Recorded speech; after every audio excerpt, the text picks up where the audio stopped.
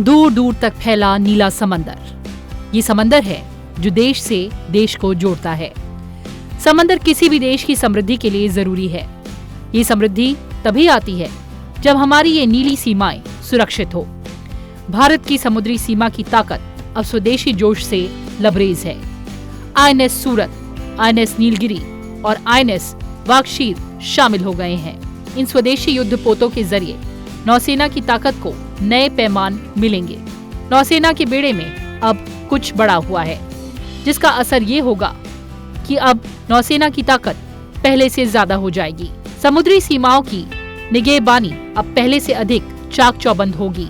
इन तीनों में से 2 लड़ाकू जहाज और 1 पनडुब्बी हैं। इन स्वदेशी युद्धपोतों की खासियत है इनके डिजाइन।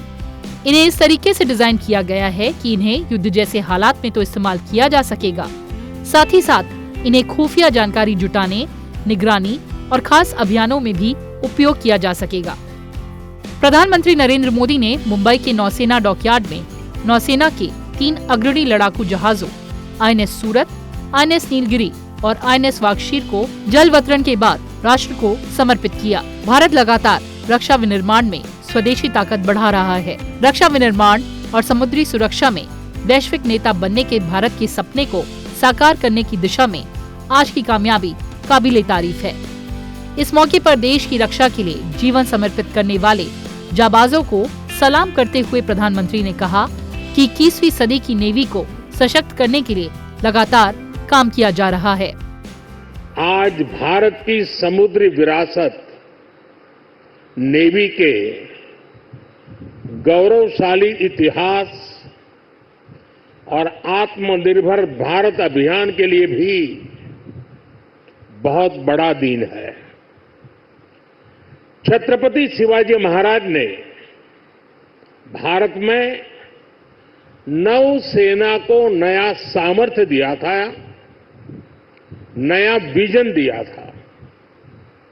आज उनकी इस पावन धरती पर 21वीं सदी की नेवी को सशक्त करने की तरफ हम एक बहुत बड़ा कदम उठा रहे हैं। ये पहली बार हो रहा है जब एक डिस्ट्रॉयर, एक फ्रिगेट और एक सबमरीन तीनों को एक साथ कमीशन किया जा रहा है। और सबसे गर्व की बात कि ये तीनों frontline platforms made in India है। प्रधानमंत्री ने देश की गौरवशाली धरोहर का जिक्र करते हुए कहा कि हमारी धरोहर हमें भविष्य की आकांक्षाओं से जोड़ती है। लंबी समुद्री यात्राएं, commerce, naval defence, ship industry, इसमें हमारा एक समृद्ध इतिहास रहा है। अपने इतिहास से प्रेरणा लेते हुए आज का भारत दुनिया की एक मेजर मैरीटाइम पावर बन रहा है। आज जो प्लेटफॉर्म लॉन्च हुए हैं उनमें भी इसकी झलक है।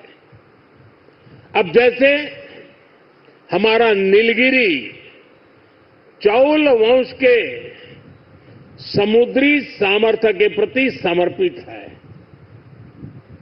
सूरत वॉरशिप उस कालखंड की याद दिलाता है जब गुजरात के पोर्ट्स के जरिए भारत वेस्ट एशिया से जुड़ा था। इन दिनों ये दोनं शिप्स, इसके साथ आज वागशीर सबमरीन की कमीशनिंग भी हो रही है। कुछ वर्ष पूर्व मुझे P-75 क्लास की पहली सबमरीन कलवरी की कमीशनिंग में शामिल होने का अवसर मिला था। आज मुझे इस क्लास की 6वीं सबमरीन वागशीर को कमीशन करने का सौभाग्य मिला है। ये नए फ्रंटियर प्लेटफॉर्म भारत की सुरक्षा और प्रगति दोनों को नया सामर्थ्य देंगे। प्रधानमंत्री ने कहा कि आज भारत पूरे विश्व और खासकर ग्लोबल साउथ में एक भरोसेमंद और जिम्मेदार साथी के रूप में पहचाना जा रहा है। भारत विस्तारवाद नहीं, भारत विकासवाद की भावना से काम करता है। भारत ने हमेशा ओपन, सिक्योर, इंक्लूसिव और प्रॉस्परस इंडो पैसिफिक रीजन का समर्थन किया है। इसलिए जब समुद्र से सटे देशों के विकास की बात आई तो भारत ने मंत्र दिया सागर। सागर का मतलब है security and growth for all in the region. हम सागर के विजन के साथ आगे बढ़े। जब भारत के सामने G20 की प्रेसिडेंसी संभालने का दायित्व आया तो दुनिया को हमने मंत्र दिया one earth, one family, one future. जब दुनिया कोरोना से लड़ते हुए पस्त पड़ रही थी तब भारत ने विजन दिया वन अर्थ, वन हेल्थ। हम पूरे विश्व को अपना परिवार मानकर चलते हैं।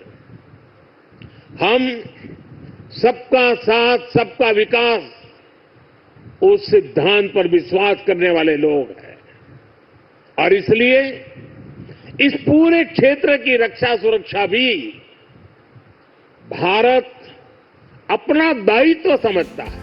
प्रधानमंत्री ने कहा कि ग्लोबल सिक्योरिटी, इकोनॉमिक्स और जियोपॉलिटिकल डायनामिक्स को दिशा देने में भारत जैसे मैरीटाइम नेशन की भूमिका बहुत बड़ी होने वाली है। आर्थिक प्रगति और एनर्जी सिक्योरिटी के लिए ये जरूरी है कि ट्रेडिशनल वाटर्स को प्रोटेक्ट किया जाए, टेरिटोरियल वाटर्स को प्रोटेक्ट किया जाए, फ्रीडम ऑफ नेविगेशन को इंश्योर किया जाए और ट्रेड की सप्लाई लाइन और सी रूट्स सुरक्षित हो। हमें आतंकवाद, हथियारों और ड्रग्स की तस्करी में इस पूरे क्षेत्र को बचाकर रखना है। इसलिए आज जरूरी है कि समुद्र को सेफ और प्रॉस्परस बनाने में हम ग्लोबल पार्टनर बने। हम लॉजिस्टिक की एफिशिएंसी बढ़ा दें और शिपिंग इंडस्ट्री के लिए काम करें।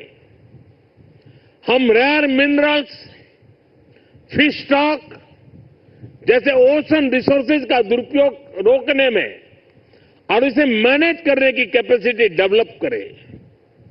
हम न्यू शिपिंग रूट्स और सी लेन्स पर अब कम्युनिकेशन को खोजने में इन्वेस्ट करें। मुझे खुशी है कि आज भारत इस दिशा में लगातार कदम उठा रहा है। भारत पूरे इंडियन ओशन रीजन में फर्स्ट रिस्पॉन्डर भी बनकर उभरा है। दुनिया में भारत के बढ़ते आर्थिक सहयोग का जिक्र करते हुए प्रधानमंत्री ने कहा कि संबंधों की इस मजबूती में इंडियन ओशन रीजन में भारत की उपस्थिति भारत का सामर्थ्य एक बहुत बड़ा आधार है। 21वीं सदी के भारत का सैन्य सामर्थ्य भी अधिक सक्षम हो, आधुनिक हो, ये देश की प्राथमिकताओं में से एक है। जल हो, थल हो, नभ हो, डीप सी हो या फिर असीम अंतरिक्ष, हर जगह भारत अपने हितों को सुरक्षित कर रहा है। इसके लिए निरंतर रिफॉर्म्स किए जा रहे हैं। चीफ ऑफ डिफेंस स्टाफ का गठन ऐसा ही एक रिफॉर्म है। हमारी सेनाएं और अधिक एफिशिएंट हो, इसके लिए थिएटर कमांड की दिशा में भी भारत आगे बढ़ रहा है। प्रधानमंत्री ने कहा कि पिछले 10 साल में जिस तरह भारत की तीनों सेनाओं ने आत्मनिर्भरता के मंत्र को अपनाया है, वो बहुत ही सराहनीय है। हमारी नेवी ने भी मेक इन इंडिया अभियान का बहुत अधिक विस्तार किया है। इसमें मझगांव डॉकयार्ड के आप सभी साथियों की भी बहुत बड़ी भूमिका है। पिछले 10 साल में नेवी में 33 शिप्स और 7 सबमरीन्स को शामिल किया गया है। इन 40 नेवल वेसल्स में से 39 भारतीय शिपयार्ड में ही बने हैं।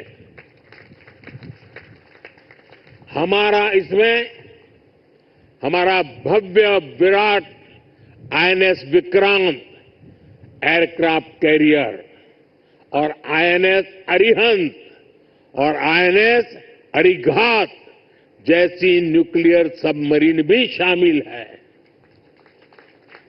मेक इन इंडिया उसको ऐसी गति देने के लिए मैं देश की तीनों सेनाओं को हृदय से बहुत बहुत बधाई देता हूं।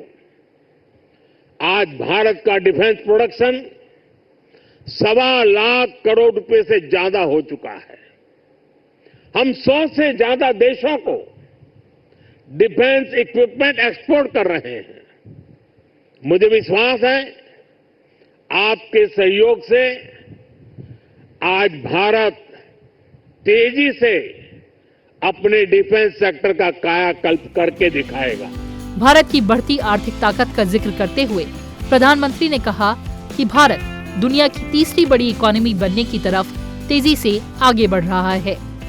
हमारी मैन्युफैक्चरिंग, हमारी एक्सपोर्टिंग कैपेसिटी भी लगातार बढ़ रही है। आने वाले सालों में सैकड़ों नए शिप्स की, नए कंटेनर्स की जरूरत भारत को होगी। इसलिए पोर्ट लेड डेवलपमेंट का मॉडल हमारी इकोनॉमी को गति देने वाला है, रोजगार के हजारों नए मौके बनाने वाला है। प्रधानमंत्री ने कहा कि 21वीं सदी का भारत पूरे आत्मविश्वास के साथ आगे बढ़ रहा है। नौसेना ने अपने ध्वज को छत्रपति शिवाजी महाराज की गौरवशाली परंपरा से जोड़ा है। नेवी ने एडमिरल रैंक के एप्लेट्स भी छत्रपति शिवाजी महाराज की परंपरा के अनुसार रिडिजाइन किए हैं। मेक इन इंडिया का अभियान, भारत की आत्मनिर्भरता का अभियान भी गुलामी की मानसिकता से मुक्ति को बढ़ावा देता है। मुझे विश्वास है आप सभी ऐसे ही देश को गौरव से भरे पल देते रहेंगे। हर वो काम जो भारत को विकसित बनाने में योगदान दे, वो हमें मिलकर करना है। हमारे दायित्व अलग हो सकते हैं, लेकिन सबका ध्येय एक ही है, विकसित भारत। आज जो ये नए फ्रंटियर प्लेटफॉर्म देश को मिले हैं, इनसे हमारे संकल्प को मजबूती मिलेगी। तीनों जहाज रक्षा विनिर्माण और समुद्री सुरक्षा में वैश्विक नेतृत्व के भारत के सपने को साकार करने की दिशा में एक महत्वपूर्ण कदम है। इन तीनों को गोवा के मझगांव डॉकयार्ड में बनाया गया है और ये आत्मनिर्भर भारत के लिए मिसाल है।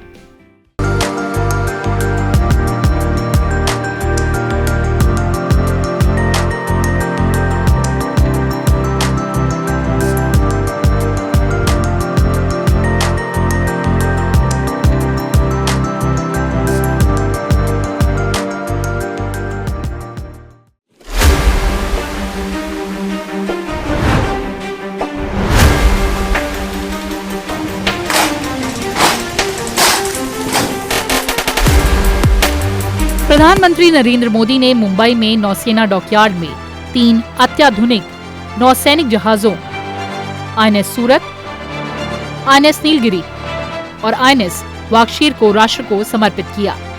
INS सूरत और INS नीलगिरी भारतीय नौसेना के सबसे आधुनिक युद्धपोत हैं जो देश को हवाई सुरक्षा प्रदान करने में सक्षम है। युद्धपोत सीमा में कुछ किलोमीटर दूर हवा में दुश्मन द्वारा दागी गई मिसाइल को नष्ट करने में सक्षम होंगे। INS सूरत, INS नीलगिरी और INS वागशीर यानी एक डिस्ट्रॉयर, एक फ्रिगेट और एक सबमरीन की एक साथ हो रही हिस्टोरिक कमीशनिंग सिर्फ इंडियन नेवी की ही नहीं बल्कि आपके नेतृत्व में इंडियन ओशन रीजन में भारत की बढ़ती ताकत का भी यह प्रमाण है। आधुनिक पनडुब्बी INS वागशीर युद्ध की स्थिति में देश की हमला करने की क्षमता में इजाफा करेगी। इस पनडुब्बी में लंबी दूरी की मिसाइलें दागी जा सकती हैं। इंडियन ओशन रीजन में एक सशक्त इंडियन नेवी की प्रेजेंस हमारे लिए स्वाभाविक रूप से सबसे बड़ी यह प्रायोरिटी हो जाती है। आज हो रही 3 बड़े और मॉडर्न प्लेटफॉर्म्स की कमीशनिंग हमारे लक्ष्य प्राप्ति की दिशा में अत्यंत महत्वपूर्ण एक माइलस्टोन है। कमीशन किए जा रहे INS सूरत, INS नीलगिरी का 75% से अधिक कंटेंट भारत में ही विकसित किया गया है। इस मौके पर रक्षा मंत्री राजनाथ सिंह ने कहा कि INS सूरत, INS नीलगिरी और INS वागशीर का एक साथ चालू होना न केवल भारतीय नौसेना के लिए एक मील का पत्थर है बल्कि हिंद महासागर क्षेत्र में भारत की महत्वपूर्ण शक्ति का प्रदर्शन भी है। वैसे तो इंडियन ओशन रीजन में हमेशा से जियो स्ट्रेटेजिक और इकोनॉमिक दृष्टि से यह रीजन महत्वपूर्ण रहा है, परंतु आज के तेजी से बदलते हुए परिवेश में यह और भी महत्वपूर्ण हो गया है। आज हम यह कह सकते हैं कि जो महत्व पूर्व में अटलांटिक ओशन का हुआ करता था वो महत्व आज शिफ्ट होकर इंडियन ओशन की ओर आ गया है। दुनिया के ट्रेड और कॉमर्स का एक बहुत बड़ा हिस्सा इस क्षेत्र से होकर गुजरता है। इसके अलावा आज जियो स्ट्रेटेजिक कारणों से यह क्षेत्र इंटरनेशनल पावर राइवलरी का भी एक हिस्सा स्वाभाविक रूप से बनता जा रहा है। INS वागशीर P75 स्कॉर्पियन परियोजना की छठी और अंतिम पनडुब्बी है। ये पनडुब्बी निर्माण में भारत की बढ़ती विशेषज्ञता का प्रतिनिधित्व करती है। सूरत प्रोजेक्ट 15A और 15B डिस्ट्रॉयर्स की गौरवशाली परंपरा को अग्रसर करता है। नीलगिरी प्रोजेक्ट 17A के 7 फ्रिगेट्स का पहला जहाज है और वागशीर प्रोजेक्ट 75 की आखिरी सबमरीन है। ये तीनों प्लेटफॉर्म्स भारतीय नौसेना की क्षमता को सशक्त एवं प्रभावशाली बनाएंगे। इससे हमारे सामुद्रिक हितों की सुरक्षा और भी मजबूत होगी। मुझे यह बताते हुए बहुत खुशी हो रही है कि नौसेना ने अपना हाई टेम्पो ऑफ ऑपरेशंस बरकरार रखा है। इससे हिंद महासागर क्षेत्र में हमारे नेशनल मैरीटाइम इंटरेस्ट को सेफगार्ड करने में और प्रधानमंत्री जी के Sagar security and growth for all in the region vision को सक्षम करने में हम सफल हुए हैं। INS सूरत डिस्ट्रॉयर है, INS नीलगिरी स्टेल्थ फ्रिगेट है, जबकि INS वागशीर सबमरीन है। ये सबसे कम आवाज और बहुमुखी डीजल और इलेक्ट्रिक पनडुब्बियों में से एक है। गोवा के मझगांव डॉकयार्ड में तैयार तीनों प्लेटफॉर्म आत्मनिर्भर भारत की शानदार मिसाल हैं। इसे फ्रांसीसी नौसेना समूह के सहयोग से बनाया गया है। इसी श्रेणी की पनडुब्बी INS अरिघात को पिछले साल नौसेना में शामिल किया गया था।